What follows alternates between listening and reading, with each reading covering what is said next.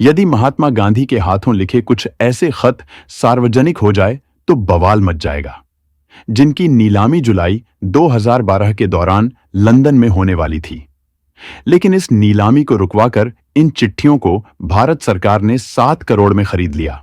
करीब 7 करोड़ की रकम देकर उन चिट्ठियों को खरीद लिया और फिर इन्हें ऐतिहासिक दस्तावेज संभालने वाले विभाग में महफूज रखवा दिया।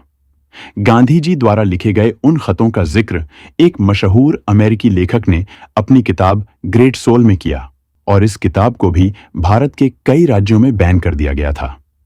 दरअसल गांधी को लिखे खत एक सवाल खड़ा करते हैं। सवाल कुछ ऐसा कि क्या अपने जीवन के एक दौर में किसी पुरुष के साथ महात्मा गांधी के आपत्तिजनक संबंध थे? यह खत गांधी ने दक्षिण अफ्रीका में रहने वाले एक शख्स को लिखे थे जिसका नाम था हरमन कालेनबाख। कालेनबाख एक आर्किटेक्ट और बॉडी बिल्डर होने के साथ साथ उस समय का एक धनवान व्यक्ति भी था। दक्षिण अफ्रीका में रहते हुए नौजवान गांधी की मुलाकात कालेनबाख से हुई। दोनों दोस्त बन गए और जल्द ही इनकी ये दोस्ती आसमान चढ़कर बोलने लगी। कालेनबाख ने गांधी के साथ रहने के लिए एक नया घर बनवाया जिसे उसने खुद डिजाइन किया था।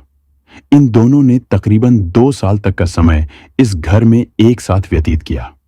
कालेनबाख को गांधी इस कदर अच्छा लगने लगा कि उसने जोहान्सबर्ग के पास मौजूद अपना 1000 एकड़ खेत भी गांधी के नाम कर दिया। अब गांधीवादी लोग भले ही इसे महज दोस्ती का नाम दें, लेकिन खुद गांधी अपनी आत्मकथा में कालेनबाख को अपना सोलमेट यानी कि आत्मा का साथी बताते हैं। बहरहाल दोनों एक दूसरे से उस समय अलग हुए जब 1914 में गांधी और कालेनबाख एक साथ भारत आ रहे थे। लेकिन पहले विश्व युद्ध के चलते कालेनबाख को भारत आने की इजाजत नहीं मिली, जिसके बाद दोनों एक दूसरे को पत्र लिखा करते थे और यही वो पत्र है जो कि गांधी के चरित्र पर आज सवालिया निशान खड़ा करते हैं। गांधी द्वारा लिखी इन प्रेम भरी चिट्ठियों का वर्णन लेखक जोसेफ लेलीवेल्ड ने अपनी इस किताब में बखूबी किया है, जिसके मुताबिक गांधी ने एक पत्र में लिखा कि तुमने मेरे शरीर पर पूरी तरह नियंत्रण कर लिया है और ये गुलामी मुझे हसीन लगती है। दोनों इन पत्रों में वादा करते हैं कि वो एक दूसरे से इतना प्यार करेंगे जितना कि आज तक दुनिया वालों ने देखा तक ना हो। जिसके अलावा गांधी एक खत में कालेनबाख को लिखते हैं कि मेरे बिस्तर के पास आज भी रुई और वैसलीन पड़ी है जो कि मुझे हमेशा तुम्हारी याद दिलाते हैं। दो दोस्तों के बीच में रुई और वैसलीन का क्या काम हो सकता है, समझ पाना थोड़ा मुश्किल है। खैर, उन्होंने कालेनबाख से एक खत में वचन लिया कि तुम कभी किसी महिला की ओर ललचाई निगाहों से नहीं देखोगे। एक खत में उन्होंने लिखा कि मैं कभी कल्पना भी नहीं कर सकता कि पुरुष और स्त्री के बीच इंटरकोर्स इतना बदसूरत हो सकता है। सन 1933 में भेजी चिट्ठी में गांधी ने अपनी पत्नी को सबसे जहरीली औरत बताया। इन पत्रों को आधार बनाकर जोसेफ लेलीवेल्ड ने अपनी किताब ग्रेट सोल में दावा किया कि हरमन कालेनबाख के साथ रहने के लिए ही गांधी ने अपनी पत्नी से किनारा कर लिया और ब्रह्मचर्य धारण कर लिया।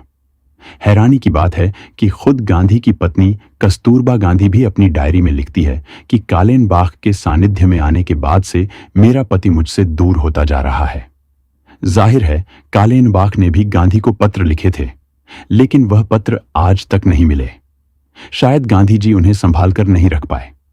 हालांकि कालेनबाख ने गांधी द्वारा लिखित ये चिट्ठियां संभाल कर रखीं, क्योंकि उनकी मृत्यु के बाद उनके एक रिश्तेदार को मिली और साल 2012 में लंदन में इनकी नीलामी होने वाली थी।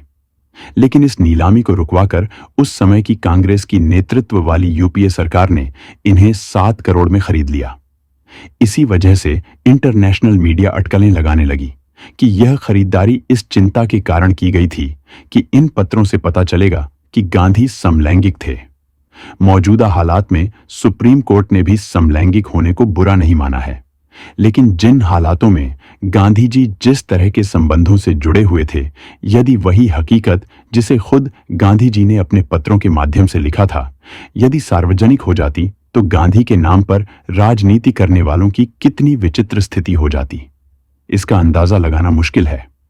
आम जन सरोकारों से जुड़ी ऐसी ही अनेक जानकारी के लिए कृपया राष्ट्रबोध को सब्सक्राइब करें।